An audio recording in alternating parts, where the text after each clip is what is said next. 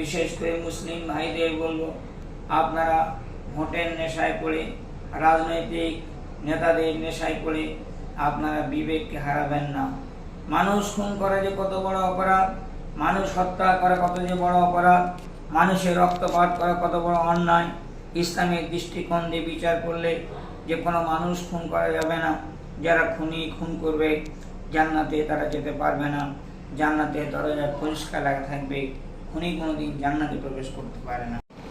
আমরা প্রত্যেকেই জানি আমরা ভারতবর্ষের নাগরিক, ভারতবর্ষের একটা ধর্মনিরপেক্ষ দেশ।